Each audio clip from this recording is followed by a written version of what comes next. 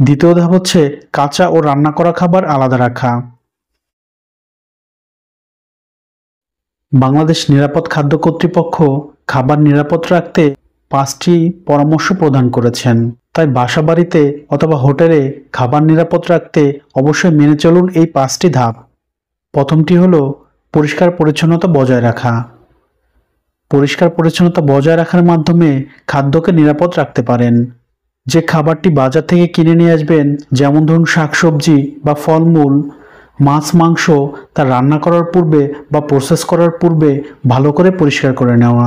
দ্বিতীয় ধাপ হচ্ছে কাঁচা ও রান্না করা খাবার আলাদা রাখা। আমরা বাসা বাড়িতে অথবা হোটেলগুলোতে দেখতে পারি রান্না করা খাবার অথবা কাঁচা খাবার পাশাপাশি রাখা হয়েছে, বা অনেক সময় পাত্র না ধুয়েই যেখানে কাঁচা খাবার রাখা হয়েছিল সেই পাত্রেই আবার রান্না করা খাবার রাখা হয়। এতে মারাত্মক কন্টামিনেশন হওয়ার চান্স রয়েছে। তাই সবসময় কাঁচা খাবার থেকে অবশ্যই রান্না করা খাবার আলাদা রাখতে হবে এবং প্রপার ওয়েতে ঢেকে রাখতে হবে।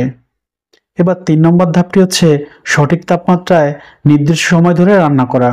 তাই খাদ্যকে নিরাপদ রাখতে সঠিক সময় ধরে রান্না করা এবং সঠিক তাপমাত্রায় রান্না করা একটি গুরুত্বপূর্ণ বিষয়।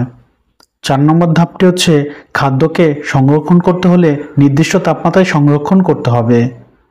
যেমন ধরুন মাছ, মাংস আপনি যদি নর্মাল তাপমাত্রায় রাখেন খুব দ্রুতই নষ্ট হওয়ার সম্ভাবনা রয়েছে, অথবা আপনি যদি নির্দিষ্ট তাপমাত্রা মেনটেন না করেন তাহলে আপনার দ্রুত খাবার নষ্ট হয়ে যাবে। এজন্য আপনি রেফ্রিজারেটর টেম্পারেচার যে খাবারগুলো রাখতে হবে ঠিক সেই তাপমাত্রায় আপনি রাখবেন। যেমন পাস্তুরাইজ মিল্ক আপনাকে অবশ্যই 4 ডিগ্রিতেই রাখতে হবে, এবং আপনি যে হিমায়িত খাবার বা ফ্রোজেন ফুড সেগুলো আপনাকে -18 ডিগ্রিতে মিনিমাম রাখতে হবে। এই তাপমাত্রা আপনি মেনটেন না করলে আপনার খাবার দ্রুত নষ্ট হবে এবং জীবাণু দ্বারা আক্রান্ত হবে।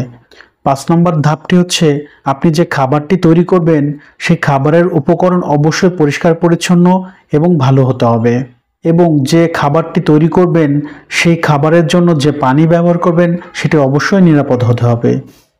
তাই নিজেকে সুস্থ রাখতে এবং খাদ্যকে নিরাপদ রাখতে বাংলাদেশ খাদ্য নিরাপদ কর্তৃপক্ষের নির্দেশনা মেনে চলি।